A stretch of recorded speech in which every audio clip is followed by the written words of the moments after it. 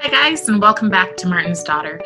On today's episode, I wanted to talk about how we should react when we go up in front of school boards or speak to administrators or just talking to anyone, interacting in any kind of capacity regarding the critical race theory, the social and emotional learning, or the myriad of other names that I already addressed in my last video. I think there's a real lesson we can learn from the way that people behaved during the civil rights movement of the 1960s. During that time, the people in the South who were protesting, who were advocating for their rights, who were standing up for what is indeed our cause, presented themselves impeccably. They presented themselves in a way that gained the public's heart. So it didn't matter what the media, what press and propaganda were saying about them. It mattered what people could see. And so the people would dress up in their Sunday best and go to these things. And one of the things that I've noticed when people go to speak up is they wear their red, they wear their USA, and I love that stuff too. However, that is the first thing that's how they label us. And when they label us, they dismiss us. If you watch multiple videos, I just watched one today that was kind of horrifying where the president of the school board sat and said, "You're done. You're done. I won't allow you to talk. You mentioned CRT. You're done." And it was just like, but they're parents and taxpayers, mind you, and they still aren't being respected. So imagine when those people are getting pulled away by the police, which may or may not happen. The NEA has just decided that what they want to do is come after people, come after businesses that are standing up against critical race theory, and they're also coming after individuals. There is a mom, and I will put a link to her story, but there is a mom of a kindergartner who got online and just looked through the school district's pages and wanted to know everything that they were teaching. And the school has decided to really villainize her. And she's just a mom. So luckily, a law firm has decided to take up her case because we are allowed to look for that kind of information. Even if the government that we have currently is telling us that we can't, even if we're being bullied and silenced, we are still allowed to request that information. So I want to encourage you to do that. One of the things that the NEA is pushing that you really need to be alert right now, even if they say that they're getting rid of critical race theory, and DeSantis just stopped this kind of stealthy thing that they're trying to do. They're trying to take civics, which is learning about your country, learning about how to be a good citizen, and they're trying to make it action civics. And they're trying to tell people that they must protest, that they must advocate, and basically that we must become a one-party system, which I understand that there are pros and cons for a one-party system, but when I look at the nihilistic view, the burn it all down view, the end capitalism view that the progressives have, that BLM has, I do not want my child learning that. I do not want my nieces and nephews or the community that he's growing up in to start acting that way when it's something that we know in our heart of hearts, we have a better plan than that. And our better plan is hope. Our better plan is unity. Our better plan is individual freedom, individual rights, and the capacity to do and become whatever it is that we want to be versus the everything sucks, it's all horrible, we're never going to be equal, so we should just all burn it all down. We can never all be equal. That's not the way it is intended to be. We have personal responsibility, and that's something that progressives often want to say that we don't have, and that to even think that we might have personal responsibility or accountability makes we're in denial of all the systems that are in place to keep us down. But the thing is, the systems aren't in place to keep us down. What keeps us down is whether or not we work, whether or not we make our goals, and whether or not we strive towards something better. Every single person who strives for something better makes some improvement in their life. They may not be the top oligarchy that is Zuckerberg and what's his face on Twitter and YouTube. They might not be in that crowd of people, but they will be better than where they started. So the first thing that you should do is get a list of all of your school board meetings and clear your schedule and make sure that you are attending every single meeting. And you should really just, even if you're a very shy person, get out there and have casual conversations with your neighbors. Let them know what is going on. I find that a lot of people don't want to touch the race part of this issue, and the race part of this issue is smaller than we think it is. It's just a pawn, it's just a tool.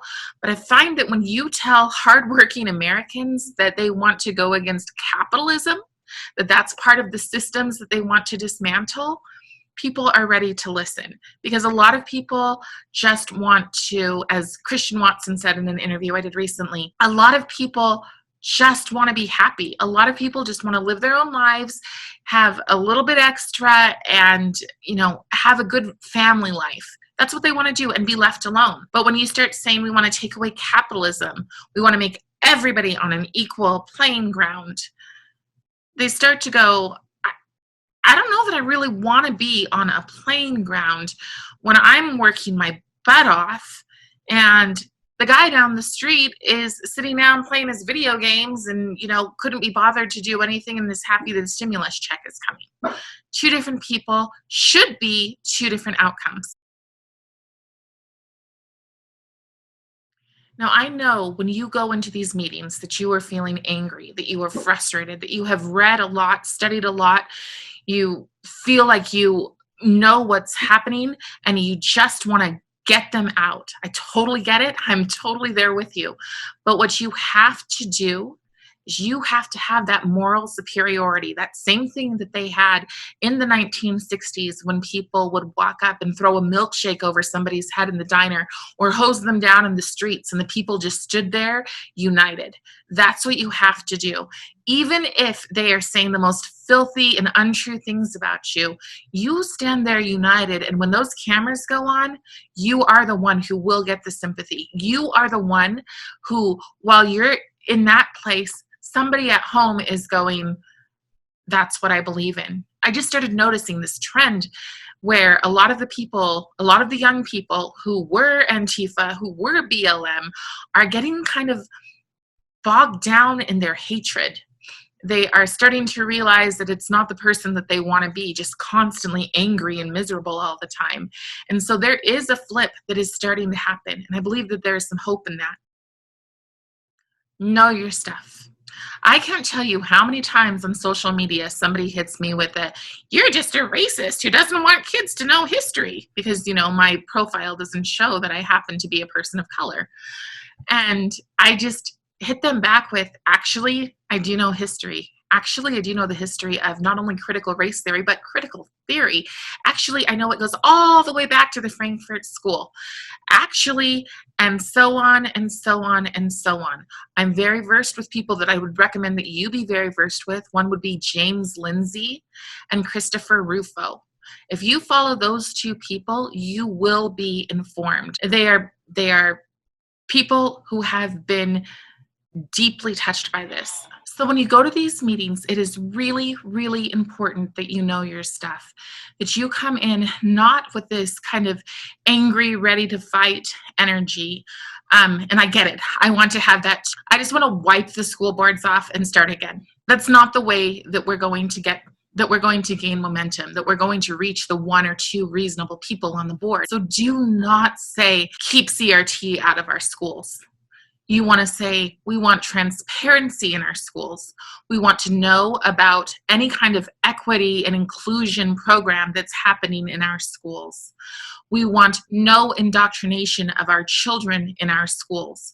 But again, as soon as we say keep CRT, they dismiss us and say, well, of course we're not teaching CRT. I mean, that's a college course. The reality is that they are teaching the concepts. The other thing is that when they start saying that you're a racist who doesn't approve of history, then hit them back with, why don't you teach Black excellence? Why don't you teach excellence of every single group? Why are we not setting standards higher? Why are we lowering them? Bill Gates recently decided that he wants to make math accuracy in math. He considers it racist. So he's created a whole program that's about dismantling math and discussing why it's racist rather than creating kids that have a really high standard. And let's go all the way back to a movie that was a couple of years ago, Hidden Figures. Hidden Figures had math geniuses, several, who happened to be African American women. So this idea that Black people and Black culture can't understand math, these are lies. So just when you go in and they start telling you these things and say, I would like excellence in schools. You know what I think would be amazing? I think it would be amazing if when the kids walk down the boards, instead of everything being diversity and inclusion, if everything was true diversity, if you saw posters of people from every single color all the way across the walls and the great accomplishments that they made. So it was like a museum where the kids were seeing people doing equally great things who don't look like them and also who mirror them. That seems like a much more progressive way of being. But yet instead, we are constantly focused on what will teach us to resent, what will teach our children to see the differences in each other. And it's not really a respect that they're teaching. I've looked at so much of the curriculum and it does not give you a sense of respect. In fact, there's a book that I will put a link into, that I'll put into the playlist, called Not My Idea, a book about whiteness. And in that book, it talks about how a Black person entering a store is far more likely to be watched and far more likely to be shot. This is a book for children than a white person. It's not necessarily true. It's more of an issue of class. If I'm to leave my hair down big and poofy and walk into a store, fair or not, I'm more likely to get followed, especially if I'm in sweats and a hoodie. If I dress up, I'm more likely not to be that way. Now, if I'm dressed up and I walk into a store, the person behind me is a white meth addict, they are far more likely to be looked at and judged and watched in the store. That's lived experience. That's truth. It would be a lie to say that there aren't racist things, but maybe I should clarify the kind of store where I'm most likely to get followed. It isn't normally just your typical grocery store. It's a small corner market in some place like the International District, where I get followed regularly if I'm dressed in that first way. But if I'm dressed in the second way, usually it's perfectly fine, perfectly respectable situation. But to pretend that we don't all judge each other based on who looks like a nice, respectable person and who doesn't, appearances do matter. Appearances do matter. If you can't make it to your school board meetings, and again, I really, really encourage you to make that a full-time priority, that you are there every single time. Ask for that time off, and it needs to be long-term because they are waiting for us to get back into our place of complacency. We are born and bred for comfort. We are in a place, there's an old saying that said, strong men make good times make weak men, and weak men make hard times. We are in the place of weak men. We are very, very comfortable. And in order for us to change this, in order for us to stop this in its tracks and to avoid the cycle of hard times, we must get uncomfortable now. One of the things that I learned that we can do with our students is have them hold up signs that say, you are not allowed to indoctrinate me. And many of the states have an actual code that says you cannot indoctrinate students. So I understand. And when I posted it online, people were like, I could never ask my child to do that. That's a really hard thing for our children. But let me be really clear about this. If you don't turn your child into an activist, they will. So are you going to teach your child to stand up for your values, even though it's unfair and you just want your kids to be a kid? And trust me, I get it. I have a shy kid. So are you just going to let them take over and turn your kids into activists and tell them that they can only get the grade if they participate in compelled speech, if they come out of the closet when they're not ready to, if they talk about being sexually or physically abused? Or are you going to say, no, you can't do this? That's where we're at now. And so I encourage you to work with your children this over this summer. I encourage you to watch videos with them. You can share my videos. I'll post links of other videos, whatever you need to teach the kids what they're coming into, so that when they come into class and they're exposed to that, they either say no, they have a group of their friends who are ready to say no together. I get it. Some kids are going to take advantage of that. That's what my 13-year-old told me. He's like, Mom, some kids are really going to take that, are going to overdo that. Well, kids have attitudes. So it would be amazing if we held them to a standard that they didn't, but we don't. So I would much rather have a kid say, don't indoctrinate me for teaching me regular math, than I would kids being forced into compelled speech, or kids being told that they have to be a Democrat, or kids being told that they have to vote for progressive things, I would rather that than have kids being told that they're oppressive because they are Christian, or oppressive because they are white or lighter skinned, or they are oppressive because they have a parent that is home with them. Whatever reason it is, I would rather them stand up to that than have to go through that every single day. If you have a board that is just extremely difficult, like the Loudoun County board or some of the boards in California where they just completely ignore you, or even the one that I have here in Utah, then you send them emails. And the reason that you keep it emails and not phones is so that you can document. Yes, you can record on your phone, but if they hang up on you, you don't have much. If you send an email, you have a record of what they've done. So send your email and make it polite, make it almost sugar sweet, but be to the point of what you want. And if they don't respond, then you've got a lousy board. And if you have a lousy board, then I'm going to encourage you to either run for school board yourself, or to find a viable candidate that you can get behind. Whatever it is that you need to do, we have to root out those people who do not stand for families, who do not protect children, and who only care about getting a paycheck. Unfortunately, it seems like there's a lot of those people, and they easily say, oh, we can't possibly have our meetings because of COVID. You could do it online. You could do a live Zoom meeting and still hear the voices. But when you ignore parents, it's time for you to go. All right, families, I hope that this was helpful. I hope that I've given you some things to think about. Make sure that you are always respectable, that you keep your anger in check, that you have a very thorough knowledge of what it is that you are presenting, and that you go through all of the correct channels and document. And also prepare your kids, because next school year is going to be a doozy.